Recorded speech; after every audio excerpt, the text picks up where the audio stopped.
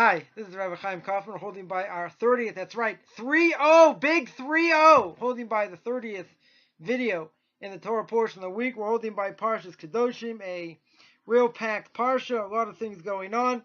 We're only going to hit a few ideas, as we always do. So we'll start at the beginning of the parsha. The parsha says, beginning chapter 19, says Hashem spoke to Moshe saying, speak to the entire assembly of the children of Israel. Say to them, you shall be holy, for holy am I, Hashem your God. So here the parsha starts by saying that we shall be holy. Right? Holiness has different connotations. Right? In other so-called religions, when we talk about holiness, what do they speak about?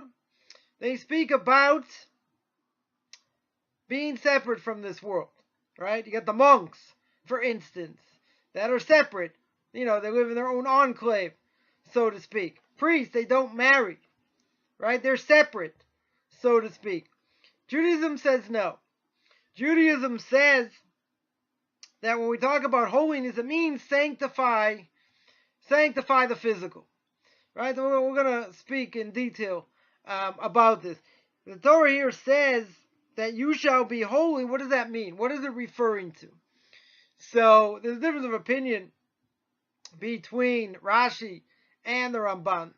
Right? The difference of opinion is whether we say that we separate ourselves only when it comes to immorality, and that obviously we don't want to be immoral people, so we work very hard on that, separating ourselves from these things that would be forbidden, or is it going on things in general that we're going to separate ourselves from in order to make us holy people? What does that mean? It means like this, that even though it's permissible to eat, it's permissible to drink, it doesn't mean that a person should eat to their heart's content where they're overweight. Also, even though it's permissible to drink, here we're talking alcoholic beverages, doesn't mean that you should be an alcoholic. Things are permissible. We're allowed to use them. We're allowed to benefit from things in the physical world. We're just not we're not allowed to abuse them. So that's very different than looking at the world in general as being inherently evil and everything is bad. Because then, whatever I do that's good is already a step in the right direction. Obviously, Judaism doesn't hold that. Even though man has two inclinations. One's an evil inclination, one's a good inclination, and they both fight against each other to the death, so to speak. We have the evil inclination. If we give into our body, we go after our desires. What happens? We destroy the body and the soul. If we go according to our spiritual inclination, our good inclination, so we have the ability to to raise ourselves, to raise up the soul, and to raise up the body. That's an amazing thing. Because here I'm doing something good. And by doing something good, it has a positive effect. Now, some people would say that, why can't we relax? Why can't we have fun? Why is it doom and gloom? So not everything, within Judaism is doom and gloom. There are things that are permitted. There are things that are forbidden. Right? I remember, someone once said to me many years ago, they said, is it really true that Orthodox Jews don't use toilet paper on Shabbos?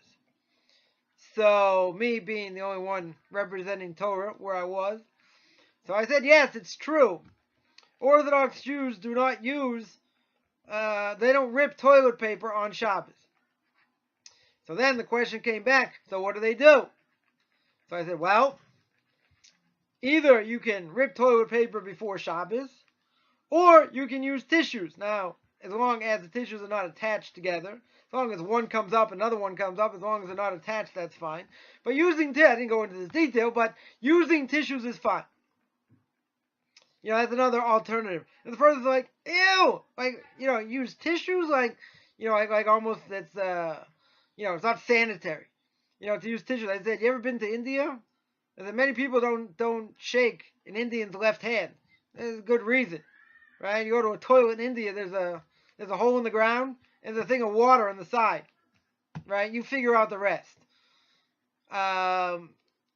So there are a lot of details of things that we're allowed to do, not allowed to do on Shabbos. So people look at these details like, oh, you can't do this, you can't do that. It's like being in jail. But at the same time, there are plenty of things we can do. Plenty of things we enjoy doing on Shabbos. So, it's a question of, perspective. So holiness, according to the Torah, is tuning into the way God set it up. The way He wants us to live our lives. God is not into aesthetics. Yes, there's an idea. There's an idea for Hisbodedus. Hisbodedus means person can commune with God by going to the forest, by going to a field, right? No one else being around. Going out to nature. There is such an idea. Right? We don't do it all the time. We don't do it on a regular basis. But there is such an idea. But the purpose of being a Jew, living in this world, is not to be separate. Meaning that we're not living in we're not living in a cave. We have to be part of this world. Comes along the Ramchal. The Ramchal in the misused in Path of the Just says that there are people out there that think that if you separate yourself from this world, the more holy you become. In other words, if you would wear a tank top and shorts and run around in the snow, when it's 30 below zero, as like punishing your body, from sin or whatever it's done, people may look at it and say, oh, look, that's aesthetics. They're separating themselves. They want to become better people. They're holy people. Look what they do. They run around with, a tank top and shorts, in freezing cold weather, in order to take out the evil that they've done. So comes along the Ramchal. Rabbi Chaim says that I beg to differ. Person who does such a thing does not make him holy. What it does make him is an idiot. Right? He's a moron. That does not show anything about being holy. You want to know what being holy is? Being holy, take a holiday like Purim. Right? Purim is totally the opposite of Yom Kippur. But there are many that make the comparison that Yom Kippur is Yom Ki Purim. It's a day like Purim. What's the connection? Yom Kippur and Purim are totally opposite. On Yom Kippur, what do? You fast. You don't drink. You're in synagogue most of the day. You beat your chest for all these things that we've done wrong. It's all about tshuva. It's all about repentance. Yom Kippur, Purim is a absolutely crazy day. We read the Megillah. We read the book of Esther, the story of how the Jewish people were saved, the miracles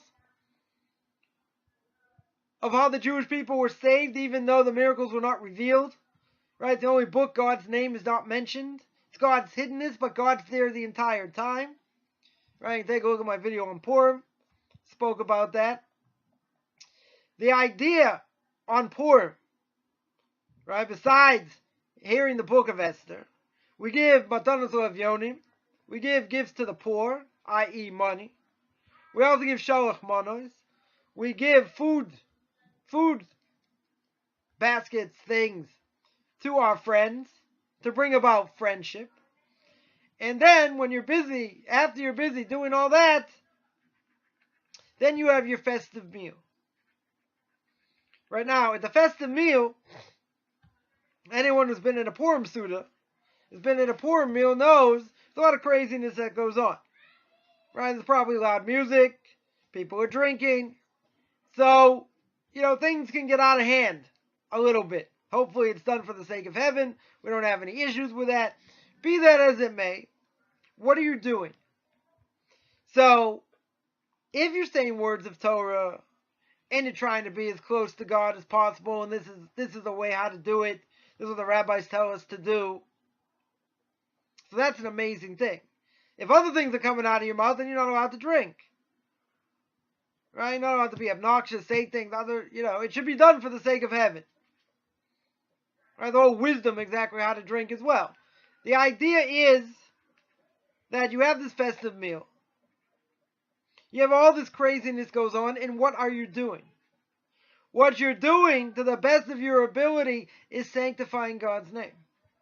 Of course, you're making blessings, you're saying words of Torah, you're singing, right? You're bringing out friendship, you're having fun, but at the same time, you're doing something. You're taking the physical and you're sanctifying it. So what is more difficult? What is more difficult? Being an angel for 26, 27 hours, not eating, not drinking, concentrating on tshuva, repentance, what I have to do to be a better person, and keeping those thoughts in mind the entire day. Is it so hard when everyone else around you is doing the same? Everyone else is going in that same direction, they're working on themselves? Or is it harder, to be around others that are drinking, there's loud music, there's food, and more food, and more food. And the words that are coming out are songs of praise and sanctifying God's name through words of Torah. That's a much harder thing to do. So within Judaism we say that we're put in this world exactly to do that. To sanctify the physical. So sanctifying the physical is also a spiritual act. In other words, a person takes an apple, take a peach, take a plum. Before you eat it, you make the blessing, Brei Pri Ha'etz. Right? The blessing is for the fruit of the tree. So I make the right blessing. Again, I don't have to have intention, Kabbalistic intention. Simple thing is, I made the blessing. Right? And I made the right blessing. I eat the fruit.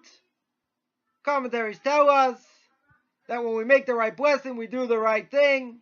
It brings shefa, it brings divine influence over all fruit trees.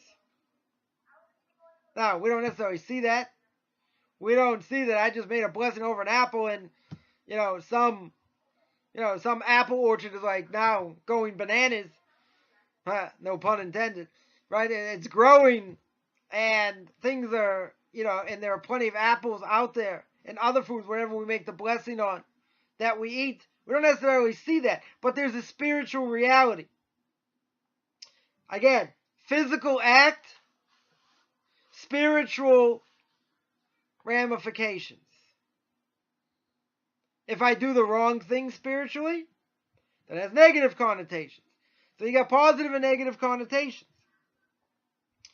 So holiness means, according to the Torah, I use the physical world for what I need. God allows us to enjoy the physical world, but He says don't go overboard. Just because I gave you the ability to eat, doesn't mean you have to be 40 pounds overweight. Right? You have to have derech eretz. You have to know how to eat as well. You can't eat like a pig. You have to have manners. Drinking is permissible. It doesn't mean every time I sit down at a meal, I should have 3/4 of a bottle of wine, or 5 shots of whiskey, or whatever it is. I want to be holy. I want to do what God wants me to do, but there's a way to do it. The Torah tells us what to do, what not to do. See, but here, Here, if something's permissible, I should be allowed to do it. So you have to ask yourself, whenever you do something, even if it's permissible, even if there's nothing wrong with it, according to the Torah, is it good for my soul or not? Now, we don't necessarily think in these terms. We should. We don't always, we don't always do this. Probably, I don't want to say never, right? I want to at least judge favorably here. But we should think, when I'm doing something, am I better for it or am I not better for it? Meaning, is this good for my soul or not? In many of these cases, will be open and shut. They'll be black and white. There won't be anything to talk about, either yes or no. There will be middle cases. Right? That's where the evil inclination comes in. Because the middle case, you might say, well, maybe it's not so bad. Look what other people are doing. You could justify what you're doing. And we're very good at justifying things. Nonetheless, we have to look deep inside and see if this is a benefit to me or not. If it is, great. Then we should do it. If it's not, then we should stay away from it like the plague. Now, there is an idea that a person could make a vow or make an oath and stay away from certain things, in order to strengthen themselves. For instance, let's say a person wants to make a Nazirite vow. Now, in general, you're not allowed to make a Nazirite vow because we don't have a temple today, so even if you made a general vow, after 30 days, you'd have to bring a sacrifice. Can't bring sacrifices today. So we have a problem. Be that as it may, let's say you made a Nazirite vow, all things being equal. So a Nazirite vow means that you're not going to cut your hair, you're not going to eat grapes or drink wine, and you're not going to defile yourself by walking into a cemetery. Even if you're not a Kohen, doesn't matter. A Nazirite's not allowed to come in contact with a dead body, right? Or go to a cemetery. Now, what are you doing? You're taking wine, grapes, and you're separating yourselves from it. So on one hand, that can be looked at as a good thing, because you're going to a different level. You're going to a higher level. You want to separate from yourself something that's permissible. On the other hand, if it is permissible, then why are you separating yourself from it? We don't want to separate ourselves from things in this world. If we're allowed to have benefit from it, let's have benefit from it. But if you want to raise yourself to a higher level, so we could make vows and separate ourselves from things that are permitted. Now, in this case, keep in mind, even if you uphold the vow, there's a problem of making a vow in general. The problem is maybe you're not going to uphold it. So the question is, what's better? Is it better to make the vow and uphold it, or better never to make the vow? Answer is, better not to make the vow.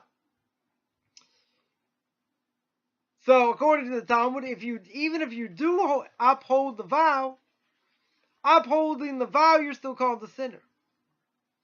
Why? You just separated from yourself for however long, not eating grapes or drinking wine, and not defiling yourself, making yourself impure by coming in contact with a dead body or going into a cemetery or cutting your hair. You're not hurting anybody. You're not affecting anybody except yourself. So if you uphold that, why are you called a sinner? So for exactly this reason. God doesn't want you to separate from things in this world. If he did, there would have been all kinds of commandments in the Torah about it. But here, you're allowed to. Right? If you want to, you can. So it's an interesting thing. It's like, okay, if you do this, it's a Nazirite vow, and these are repercussions, what you have to do, blah, blah, blah. But the Torah doesn't say, take on the Nazirite vow, you're going to become a tzaddik. You're going to become so righteous. It doesn't say that. It gives you detail what you're supposed to do. But again, at the end of the day, we're not separating ourselves from this world. We're allowed to get benefit from things in this world. Let's take animals. Animals, we're allowed to benefit from them. We're allowed to eat meat. You might say, well, before Torah was given, we're all vegetarian. And to be a vegetarian is on a higher level than eating meat. That might be true. But after Torah was given, we're allowed to eat meat. Come Shabbos, you should eat meat. Come festivals, you should eat meat. We got an obligation, eat meat, drink wine.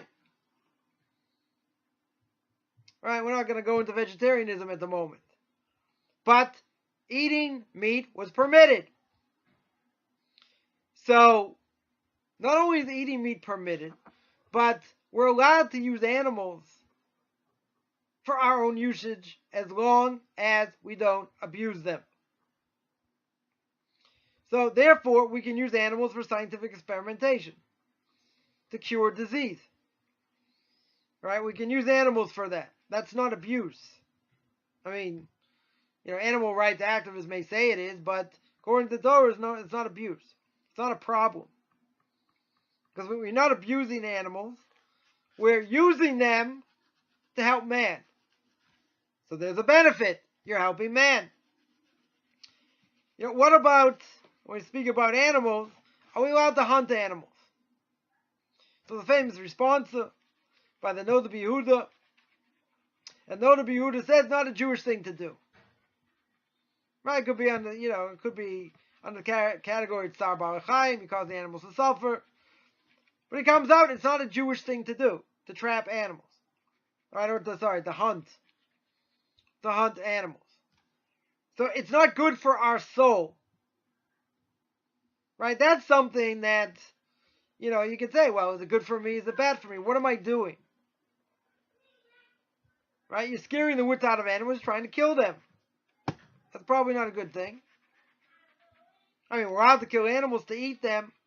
We're allowed to kill them if, we're allergic, let's say, to a bee, and if a bee stings us, it could be fatal. That you're allowed to kill, even on Shabbos, because it's a danger.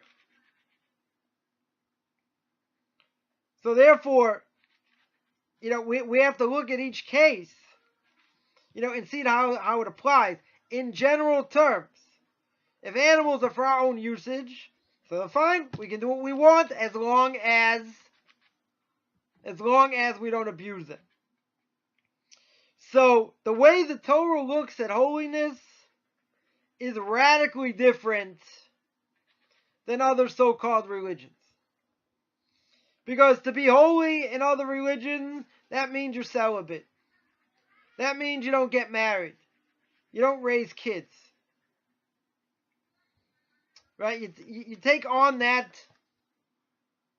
you take on that vow, so to speak, makes you a holy person. Now, if you want to look at that just as one example, it's very hard to imagine that God would have put in this world, in His Torah, that the highest level a person can reach is not being married. Look at Moshe Rabbeinu. He was married. He was the greatest person that ever lived. He had a wife, had kids. You have to live in this world. We're not looking for aesthetics. We're not looking to live on an island. Right? Someone who wants to convert to Judaism has to live within a Jewish community. You can't live in a cave. You can't live in the middle of nowhere. You have to see how Jews act. Meaning, how they observe the Torah. You have to be part of the community for holidays. You have to be part of the community for a life cycle. Right? Marriage, divorce, death, etc. You have to have a community to be a part of. You can't just do things on your own. People have difficulty with this. After coming to this conclusion that they want to convert, they say, "Oh, but I have to move to a Jewish community. Can't afford it. They have other issues." But again, you want to be part of the tribe. How in the world can you do that if you don't live within a community? So, holiness is not about being a monk. Holiness is not about living in a cave. Holiness is about living in this world and being the best you can be by sanctifying the physical. Now that's real hard. Right? Make no mistake about it. That is not an easy thing. If it was all about living on your own, having no family, right, not being married, you have other issues. But at the same time, it's not the same. See, why would God, this is what I want to say before, why would God have created one of the strongest urges, or the strongest urge in a person, and then say, nope, you can't have any part of it. All right, you have to be celibate. You want to be holy to me? You have to be celibate. That wouldn't make any sense. Right? What's the first commandment in the Torah? Pru urvu. Be fruitful and multiply. Have children. Total opposite of these other so-called religions. Right? That their holy men aren't married doesn't make any sense. And the problems are obvious that come with it. Right? That we don't have to go into. We're gonna keep this video rated G. Right? We're not even gonna go to PG. Right? So if you understood it, you got it. You didn't, well, you can speak to me privately. So, we're not looking to aesthetics. The best aesthetic a person can be is that he lives his life the way the Torah wants. And when somebody looks at him and they say, wow, look at this person's character traits, look at how they act, look what they do, thank God his father taught him Torah, or thank God his Rebbe taught him Torah. That's what Torah should do. The highest level. Right? We see by the greatest people. They live in this world. They're ground in this world. Their thoughts may be somewhere else. But what they know is here. They live here. We're not angels. We're not angels disguised as, as humans. We're human. So they have to take the physical, make the best of it. Now again, we could get beaten down by the physical as well. It could destroy our soul as well. But see, holiness is also about letting the soul shine. Giving the soul ability to come out. Because if you've ever seen real tzaddikim, real righteous people, you see that. It's clear. It's clear about how they speak, how they act. I've had the merit over the years seeing great people and seeing how they interact with others, everyday people. And what comes out of their mouth, how they act, how they speak, how they eat. It's a game changer. It's an absolute game changer, because then you see how right the Torah is. When you look at a person like that, and you see how they, act and what they do, there's absolutely no possible way you could ever say we come from chimps and our great-great-grandfather was a monkey. Doesn't make any sense. Because the reality is great people didn't evolve. Not to mention other problems with evolution. Right, but how does a person become great? He becomes great because he works on himself. Doesn't necessarily mean he separates himself from society. He may eat less than most.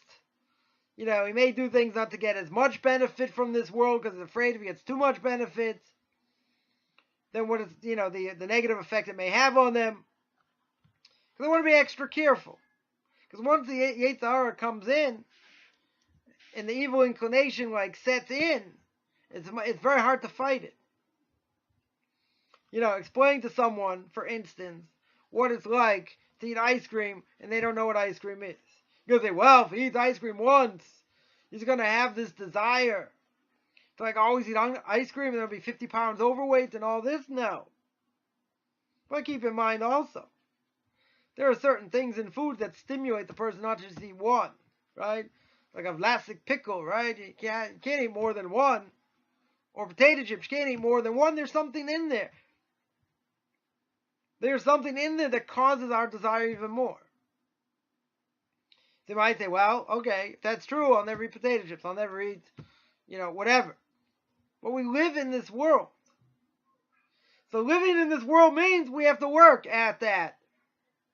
You want to eat ice cream? Fine. Doesn't mean you have to eat it every day or every other day. You have to do things within reason. Right? That makes sense. You can never go to one extreme. Because if you go to one extreme, then you're stuck. You got to find somewhere in the middle. But again, sometimes we veer over. So we have to be careful. Right? We always have to be constantly vigilant on that. We want to stay somewhere in the middle. Because an extreme either way is bad. So we try to the best of our ability to use this world for what God has given us and use everything that we can. But again, using it means don't abuse it. Use it for what you need, and that's it. Don't go beyond. Again, sometimes we get carried away. We live in a consumer society. So you're bombarded by ads all the time. Buy this, get more of this, enjoy this. So it's very hard when you're bombarded by that and by images all the time. You get sucked in. You say, but I don't want to get sucked in. It's not good for me. That's true. So we have to work on that. But enjoying things does not mean it's forbidden. The question is moderation. The question is how often you do it. Again, you get carried away. You go overboard. That's not what the Torah wants. The Torah wants things done in moderation. Things that are permissible, don't go overboard. Don't lose sight of what reality is. And regardless of what you see other people do, you have to do what you have to do. Each person has their own desires. Right? Some have more in this, less in that, whatever it is. We're all driven in a certain way. So we have to do the best of our ability to use those drives positively. And not go one way or the other. Right? That's one idea. Another thing that I wanted to mention here is the Torah continues and says, verse 3, it says, every man, your mother and your father shall you revere. My Sabbaths shall you observe. I am Hashem your God. Obvious question. What is the obvious question? Obvious question is, it says you have to honor your father and your mother. Right? You have to fear your father and your mother, and you have to keep the Sabbath. You have to keep Shabbos. So you could ask, very simply, what's the connection? What is fearing my parents have to do with keeping Shabbos? This comes along Rashi, other commentators as well. It says, you know what the connection is? Because even though you have an obligation to fear your parents, and you have an obligation to honor them, one of the 10 commandments, here we're talking about fear. Nonetheless, if your parents say, I want you to desecrate Shabbos, I don't have a mitzvah to listen to them. Shabbos takes precedent. They're both in the 10 commandments. Even though they're both in the 10 commandments, Shabbos will supersede revering a parent if the parent wants you to desecrate it. So this is also a game changer. Because there are many times, Jew or non-Jew, let's say a Jew in the process of conversion, or, a non-Jew in the process of conversion, or a Jew that becomes religious, wasn't born religious, let's say becomes religious, and there's a conflict with parents. And the conflict is the parents say, we're doing this on Saturday, you have to come. And you start to observe Shabbos. So in that case, even though there's a mitzvah to revere and honor your parents, in this case you don't have to. Because it's telling you to break one of the cardinal mitzvahs of the Torah. So for that, you don't have to listen to your parents. Right? The other things that, although a parent will tell you to do certain things, you won't necessarily have an obligation to do either. But this is the case about Shabbos. I don't want to go into these other cases now. But this is the case about Shabbos. So, Shabbos, a festival, the same thing. So parents will throw out there, but isn't one of the 10 commandments honor your parents? So how come you're not going to honor me? How come you're not going to fear me? You're not going to revere me? So what? We're going out to the mall on Shabbos, you have to come. On your Sabbath, whatever, you have to come. You say, I'd love to, but the Torah says I can't. That's not disrespect. Alright, that's upholding what the Torah wants from me. And if I don't listen to my parents, that's a great Shabbos. Does honoring my parents supersede that? No. So even if your parents are happy, they convince you to go. God forbid. And you go and say, look, I'm so happy. You kept one of the 10 commandments. Yeah, but I also broke one of them. In more ways than one. So how can that be honoring my parents? You might, quote unquote, have honored them or revered them, but you spit at God at the same time. So what's better? Say, well, at least you honored me. Who cares about God? Who cares about God? That's the whole point. There's a precedent. There's one of the, this is one of the way the Torah is interpreted, that you have a juxtaposition of verses. When you have a juxtaposition of verses, there's a reason why one verse says this and the next verse says something else. If you look at towards the end of the book of Exodus, there's great discussion about building the Mishkan, building the tabernacle. While building the tabernacle and going through all the details and the loops and the bars and the wood and all this, it says, by the way, you have to keep Shabbos. So as you read it on, you're like, really? I have to keep Shabbos? I already knew that. It said it before they got some of the mitzvahs of keeping Shabbos in the desert. They got the other mitzvahs of keeping Shabbos at Mount Sinai. And now all of a sudden, you're busy trying to look at this book upside down, trying to figure out how in the world the Mishkan's built. You got the ark, and you got the altar, and you got the poles and the staves and all this. And the little clasps that go in is like, it's like playing Lincoln Logs, how everything fits in. It's like going to IKEA. Oh, it's beautiful. Now you have to keep Shabbos. What? What are you talking about? What is it doing here? I'm building Lincoln Logs here. Leave me alone. I got this big skyscraper up there. I got the thing I got like this, and the staffs are like this, and the holes are like this, and everything's going like this and that. And I have to keep Shabbos? Now you tell me I have to keep Shabbos? What's going on here? So commentaries say, what the juxtaposition is? Because we're talking about building the Mishkan. We're talking about building the tabernacle. What? Now it says you have to keep Shabbos. It means that anything that you did while building the tabernacle is going to be forbidden to do on Shabbos. Otherwise, what's the connection? So the 39 categories of things you're not allowed to do on Shabbos, you learn out from there. From all the things in the tabernacle. Now, if we didn't have a certain way to learn, one of the exegetical ways, or exegesis as we call it, to learn the Torah, different ways to learn the Torah, to extrapolate, etc., learn inferences, other things, then we wouldn't know what the 39 categories are. The Torah doesn't only mentions a few of them. Right? It mentions about carrying, it mentions about cooking, baking on Shabbos. But it only mentions a few. Right? Still 36, 37, that doesn't mention.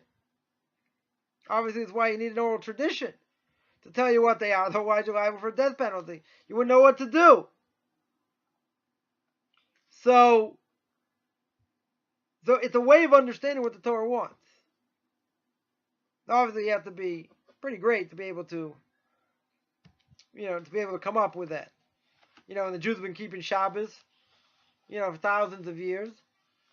And they've refrained from doing work, quote unquote, these 39 categories based on that interpretation. So too,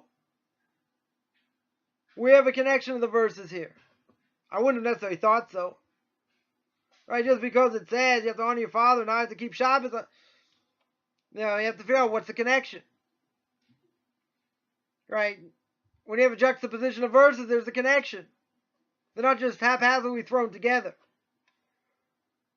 Historically speaking, things may be written down, at a later time, but it might have happened earlier. That's one thing.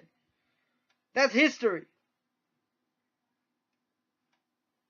Here, we're talking about extrapolation. We're talking about juxtaposition. So, we shouldn't feel guilty. Regardless how much pressure a parent puts on a child, and they say, you have to do this or you have to do that, and it breaks laws in the Torah. So you have to see what it is. Here, clearly, they tell you to break Shabbos, nothing to talk about. You don't have to listen to them. If there are other things you want to do, and a parent doesn't, let's say it's based on a custom, not based on a Torah prohibition. Right? Could be that you're not allowed to do that. If a person, let's say, one example may be, a person wants to grow side locks, what we call payot, or if you want to be yeshivas, payas. Right? So you got payas, you want to grow them long, your parents don't want you to. Now, because they're not religious, they don't like it, for whatever reason. Right, so that's more based on a custom. So that you should listen to your parents if they don't like it. Right, that you're not allowed to defy your parents. Let's say. But something, obviously as egregious as not keeping Shabbos, that you don't have to listen to. So there comes conflict. When it comes conflict, we have to know what we're allowed to do, what we're not allowed to do. Again, if it's something explicit in the Torah, you don't have to listen to your parents. Regardless if they jump up and down and scream and say it's a Torah prohibition. Who cares if it's a Torah prohibition? Right? Who cares if the Torah says, there's an obligation to honor your parents. This doesn't apply. If someone says, if they've done something wrong to you, and they say, well, what's done is done. You have to forgive. If you don't forgive, you're called cruel, right? The Rambam says. Someone comes to you and says, I'm sorry, I shouldn't have done this, I shouldn't have done that, whatever it is, you should forgive them. Why? Because if you forgive them, God will look the other way for stuff you've done against Him. You don't want that to linger. But again, it's not easy. Especially if a person really did something wrong. Tremendously wrong against you. Be that as it may, let's say they come a second time. You say, no, get out of my face, I'm not interested. Come a third time, not interested. Come a fourth time, they bring other people with them to try and pacify you. If not, you get the transgression. At a certain point, you stop. To get their atonement. Right? To get their forgiveness.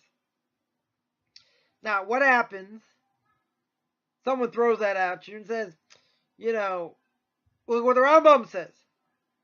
How can you not forgive? How can you be so cruel and not forgive? So then you have to see what they did. If they came to you and said you have to accept this as what's been done, but they don't apologize. They're not admitting they've done anything wrong. They say, this is the reality, you have to deal with it, and they quote the Rambam. Say, look, you're cruel. Doesn't the Rambam say this? Doesn't Maimonides say this? So how do you answer? The answer is there's nothing to do in this case. You know why? Because there's no apology. What did the person say? Let's be very specific. The person said, you have to accept what's done. What's done is done. You have to move on. You can't live in the past. Now, that may be true. That's not an apology. An apology is like when we say on Yom Kippur, we say, Aviti Pashati, I'm sorry, I've done something wrong. I have sinned. According to the Rambam, that's a Torah obligation of confession. All you have to say on a Torah level is, I have done something wrong. I made a mistake. Even if you don't mention what the mistake is. According to the Rambam, that's enough. But what if you don't admit I made a mistake? You're God's gift to the world. You never make a mistake. If you don't make a mistake, why is that an apology? Right? You didn't admit you did anything wrong. I have to accept a non-apology, and then you're going to throw the Rambam at me and say that applies, and you're cruel, and how could you do that, and you're terrible? Doesn't apply. Now, someone says this, if someone, God forbid, would say this to you, be careful not to blow them out of the water, especially if they're a parent. Yeah, you still have to be respectful, even if they say something that doesn't make any sense. Right? You can't be cruel. You can't make fun of them. You can't scoff at them.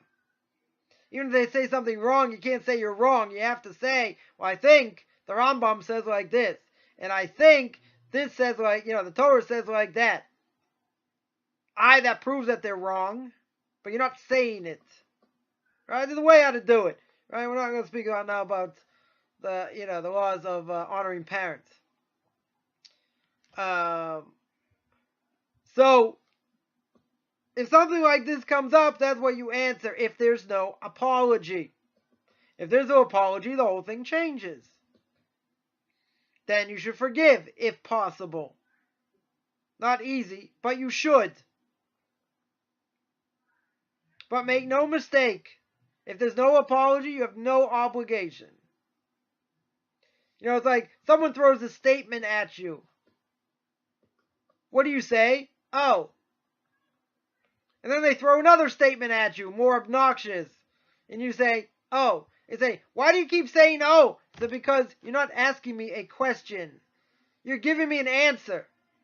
I think, all Jews wear polyester. Oh. I think, Judaism is this. Oh. Why do you keep saying oh? Because you didn't ask me anything. You gave me a statement, which is an answer. When's the last time you tried to answer an answer? Doesn't go. Exactly why the Passover Seder, you don't give the Rasha, the evil son, an answer, because they're not looking for an answer. He made a statement, which is really an answer. An answer you can't answer. So here, the Torah wants us to live to the highest level that we can. And even if, parents will give us a hard time and say, I want you to do this, but it's against the Torah, you have to tell them it's against the Torah. Or, can't say directly, say the Torah says like this. Can't say that they're wrong. Right? But if they tell you, I want you to desecrate the Sabbath, no dice. 100% forbidden. And then you should explain in loving language that it's no offense to the parent. You're not trying to disrespect them. You're not trying to make fun of them. You believe in a higher being. That higher being says, I have to keep Shabbos. You're not a higher being. I still have to respect you. Right? But in this case, Shabbos takes precedence. Festivals take precedence. Mitzvahs take precedence. Depending what they are. Right? You have to see, but major things will always take precedent. A parent certainly never has the right to tell you, to do such a thing that goes totally against Torah. That, according to everybody, you have no obligation to listen.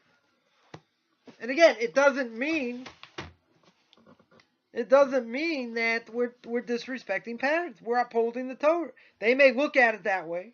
They may be upset by it. They may not understand it, but that's something they have to deal with.